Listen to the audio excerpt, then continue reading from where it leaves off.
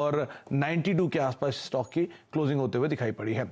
अच्छा मानस, शुरुआत पहले मैं वही दो नामों से करूंगा जहां पर हमने कल बात की थी। मुझे ही मालूम है आपका फेरबदल या स्टांस में शायद कोई बदलाव ना हो। तो एक तो आता है IRCTC और दूसरा आता है IEX। क्या करना चाहिए इन दोनों में, क्योंकि तेज बड़ी सवाल, मतलब काफ़ी सवाल आ रहे हैं इसमें लोगों के। अब क्या करें, अगर गिरावट है तो कहाँ तक जाएगी, कहीं ऐड करने की ज़रूरत लगे तो कहाँ खरीदा जाए, क्या रणनीति रखें, निकल जाए, बने रहें, अवॉइड करें? देखिए, मैं तो यही बोलूँगा कि अवॉइड करना बेहतर आइडिया है। हालाँकि आप बहुत रिस्क ले सकते हैं, तो आप लोअर लेवल पे जब आपको बाइंग इंटरेस्ट देखने को मिले, तो आप अब खरीदारी कर सकते हैं, क्योंकि इतनी बड़ी गिरावट के बाद एक बहुत नॉर्मल सी चीज़ है कि एक बाउंस बैक देखने को मिल सकता है। लेकिन मेरा रिकमेंडेशन दोनों ही स्टॉक से दूर रहने का है। IRCTC ने अपना 20 डे मूविंग एवरेज ब्रीच किया है। पैटर्न को देख के लगता है कि गिरावट थोड़ी और बढ़ सकती है, शायद 4000 तक के स्तर देखने को मिल सकते हैं। और IEX में भी गिरावट बढ़ सकती है। अगर ये एक बार 750 के नीचे जाएगा तो गिरावट बढ़ेगी 675 के लेवल तक। तो दोनों स्टॉक में फिलहाल के लिए अवॉइड करना है। कहीं पर भी खरीदारी करने के मौके अभी नहीं दिखते मेरे को चार्ट्स पे। अच्छा, तो दोनों में खरीदारी के मौके नहीं दिखाई पड़ रहे हैं मानस को चार्ट्स पे। एक काम करते हैं, IEX का नंबर्स भी आने वाले हैं कल, और जिसके साथ साथ बोनस को लेकर अनाउंसमेंट भी आने वाली है। दीपाली के पास ये दोनों नंबर है, एशियन पेंट्स के भी और IEX के भी। उसके ऊपर एक बातचीत कर लेते हैं, फिर मानस से हम आगे भी चर्चा बढ़ाएंगे। तो दीपाली, IEX के नंबर कल आने वाले हैं और एशियन पेंट्स, क्या किया जाए दोनों में? अर्निंग्स तो काफी सारे हैं जिन पर फोकस रहेगा कल के सत्र में, फिर चाहे वो JSW स्टील हो, एशियन पेंट्स हो, IEX हो या फिर इंडिया मार्ट हो। दो अर्निंग्स पर खासतौर से फोकस कर लेते हैं, एक तो है एशियन पेंट्स और दूसरा है IEX। एशियन पेंट्स की बात करें तो एक्सपेक्टेशंस ये है कि कंसोलिडेटेड बेसिस पर सालाना आधार पर जो कंपनी का रेवेन्यू है वहां 26% की ग्रोथ रह सकती है। मुनाफा हालांकि फ्लैट साइड पर रह सकता है, पॉजिटिव बात साथ ऑलमोस्ट 5% की ग्रोथ। एबिटा में 6.5% की ग्रोथ आ सकती है। मार्जिन इनके घट सकते हैं, 23.6% से घटकर ये 20% के आसपास आ सकते हैं। इंपॉर्टेंट रहेगी कि इनकी जो डोमेस्टिक डेकोरेटिव वॉल्यूम ग्रोथ है वो कितनी आती है।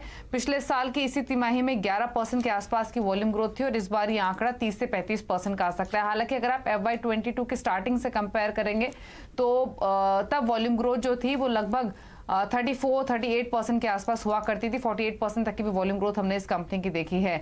लेकिन हाँ, सालाना आधार पर इंप्रूवमेंट जरूर रहेगा। इंपॉर्टेंट रहेगी एक तो मैनेजमेंट की कमेंट्री ऑनगोइंग क्वार्टर के लिए। दूसरी खास बात कि रॉ मटेरियल प्राइसेस बढ़े हैं। ब्रेंट के प्राइसेस हमने इस क्वार्टर के दौरान ही काफी बढ़ते हुए देखे। 73% की ग्रोथ सालाना आधार पर रही है।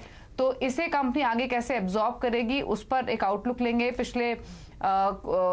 इसी क्वार्टर में इनफैक्ट कंपनी ने काफी बार प्राइस हाइक भी किया है, ऑलमोस्ट 6% के आसपास का, इसको ऑफसेट करने के लिए। तो एग्जैक्टली रॉ मटेरियल और साथ ही साथ मार्जिन्स को मेंटेन करने को लेकर स्ट्रैटेजी क्या है कंपनी की, इस पर कमेंट्री इंपॉर्टेंट रहेगी एशियन पेंट्स के मामले में। अब बात करते हैं IEX की। IEX के अगर आप नंबर्स देखेंगे तो नंबर्स अच्छे एक्सपेक्टेड है। मुनाफा 47 करोड़ से बढ़कर 76 करोड़ के आसपास आ सकता है।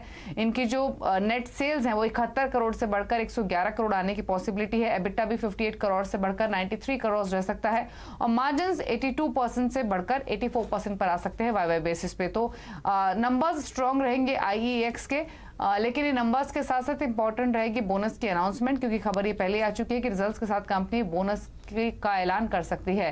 तो अर्निंग्स के साथ साथ बोनस अनाउंसमेंट एक इंपॉर्टेंट की ट्रिगर रहेगा IEX के लिए, लेकिन नंबर्स अच्छे एक्सपेक्टेड है।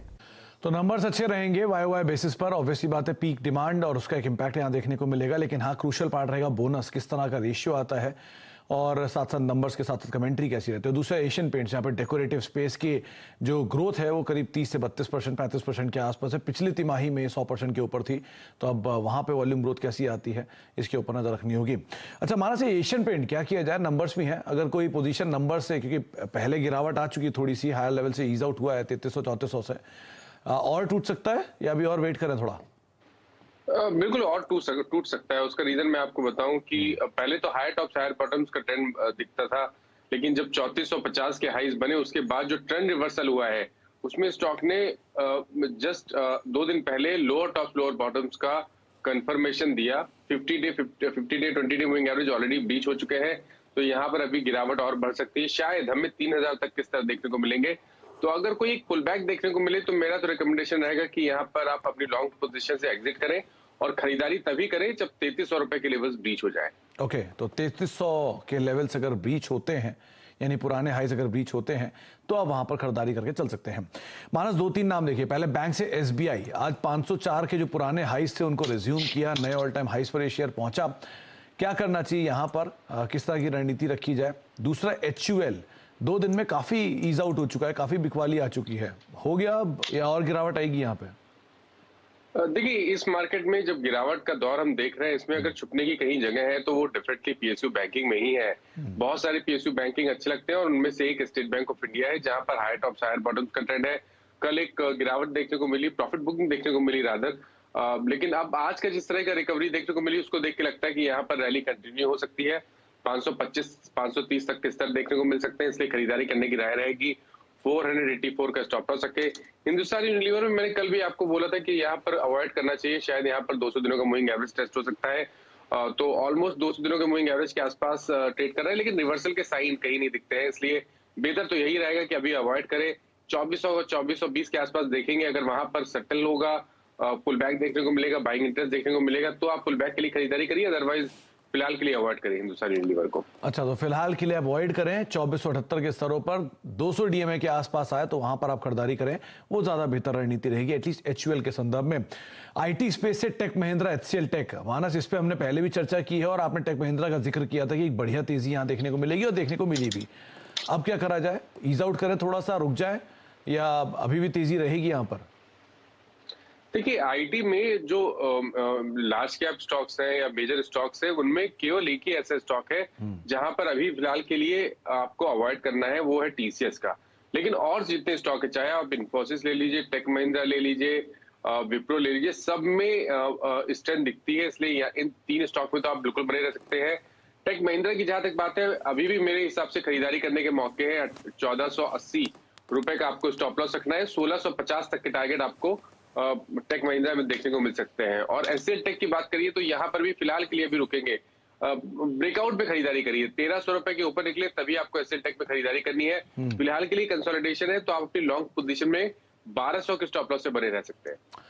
अच्छा, तो 1200 रुपए के स्टॉप लॉस अपनी पोजीशंस के अंदर आप लॉन्ग में बने रहे, लेकिन गिरावट मिले तो आप फर्दर यहां पर पोजीशंस को ऐड कर सकते हैं। अच्छा, एक ब्रेक का वक्त है, ब्रेक के बाद लौटते हैं। मानस हमारे साथ मौजूद है और उनसे हम बातचीत करते रहेंगे आगे भी कुछ स्टॉक्स को लेकर। उसके अलावा यतिन भी मौजूद होंगे, यतिन से भी हम चर्चा करेंगे छोटे से ब्रेक के बाद।